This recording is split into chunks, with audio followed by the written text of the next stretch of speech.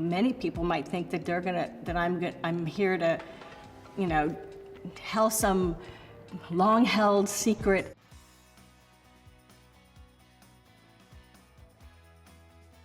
Number 10. Chuck Berry's voyeurism.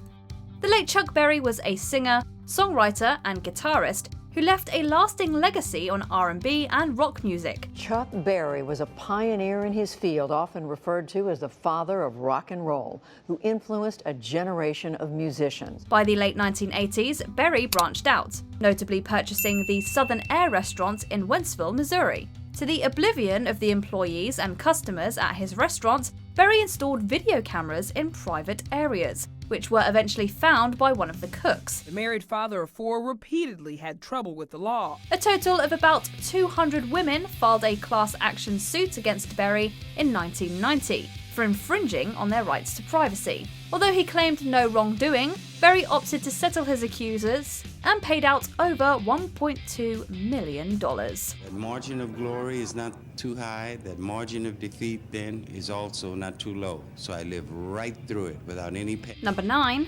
Bruno Mars' Arrest. Just when his career as a solo pop star was taking off, Bruno Mars fell into some trouble with the police. Check out this mugshot of Bruno Mars, all smiles, after he was busted in Las Vegas early Sunday morning for narcotics possession. During an indulgent night out in Vegas, he was caught in possession of illicit substances at the Hard Rock Casino and was swiftly arrested. He ended up pleading guilty in court. The Uptown Funk crooner enrolled in an education program, doled out a few $1,000s, and put in hours of community service as penance. There won't be an entry of judgment. Mr. Hernandez is to be placed on informal probation for 1 year. As such, his record was expunged, and the story has largely remained obscure. That is, until today. Luckily, the incident taught Mars a big lesson that mistakes like this could flush all of his hard work down the drain. It's something that I moved past, and I'm hoping everyone else I come across will move past it too. Number 8. David Letterman's Secret Affairs. David Letterman became one of the most beloved figures in America with his long-running late-night talk shows. Well, you've never been on this show. I was going to say it's been a long time. You've never been on this show. No, I haven't, Dave.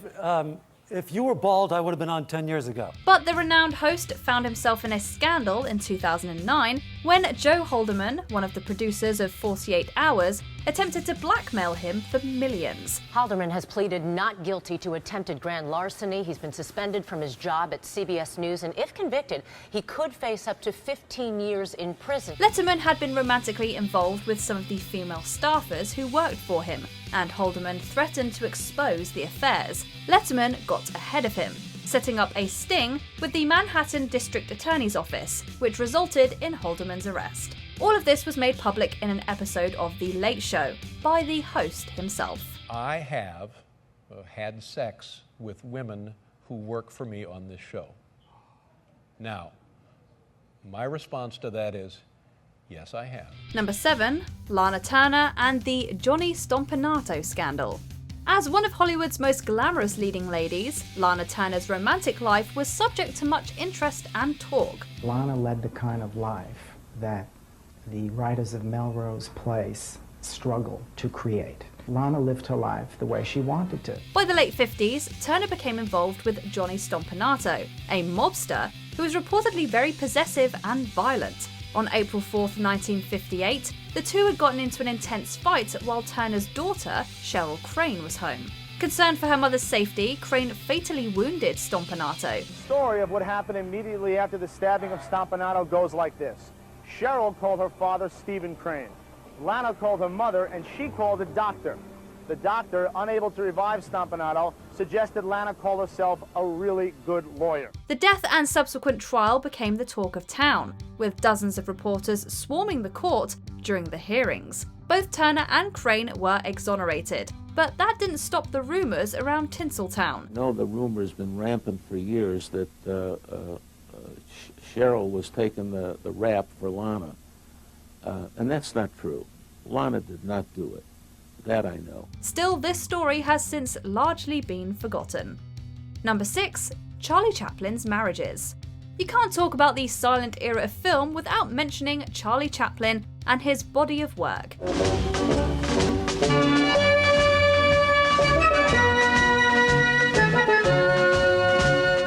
this tramp persona, he charmed his way into the hearts of millions around the world. But what many didn't know about Chaplin is that behind the on-screen antics, he showed a disturbing attraction for much younger women. There's aspects of Chaplin's behaviour, of his relationships with young girls that we found really troubling as we've been making the film. Indeed, 3 of his marriages were with minors, despite the fact that he was well into his adult years. These stories made some waves at the time, yet despite the unlawful activity, Chaplin's name and legacy doesn't seem to have been tarnished too badly. Chaplin returned to the U.S. to receive an honorary Oscar in 1972.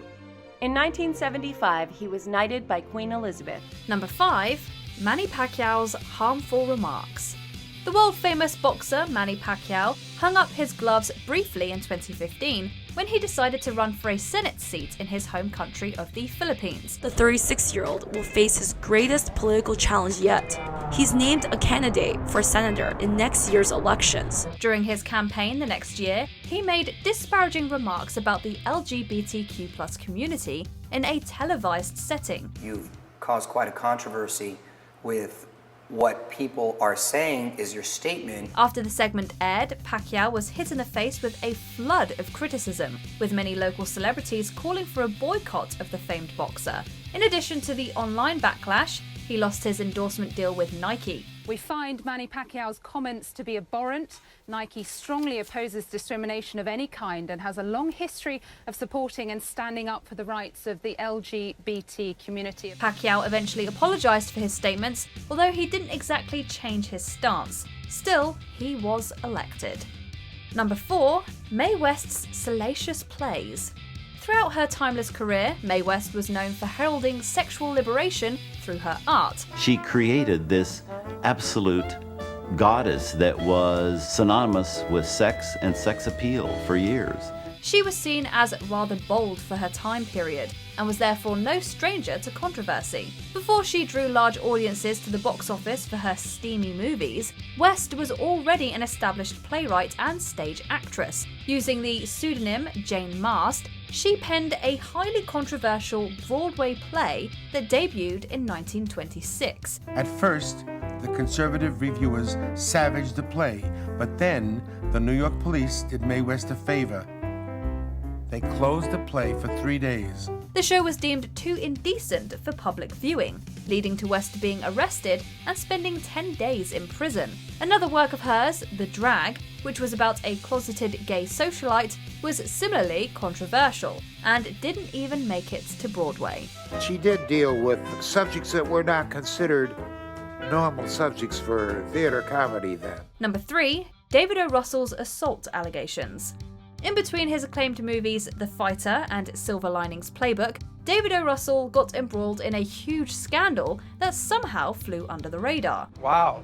Well, I really appreciate that, Tiffany. I know you do. The Hollywood director was alleged to have assaulted his then underage niece, Nicole Peloquin. According to Peloquin, Russell had been assisting her during a gym session when he engaged in non-consensual touching. No, it just makes me just want to feel like just never have that kind of vibe ever. Although he admitted to the occurrence, Russell asserted its innocence, claiming that Peloquin had invited the interaction. At the end of the day, no charges were filed against the director due to a lack of evidence. So the case never even went before a court of law. Terribly embarrassing. Those are my worst moments, and they make me be more vigilant to never ever repeat such a thing. Number 2. Matthew Broderick's costly accident.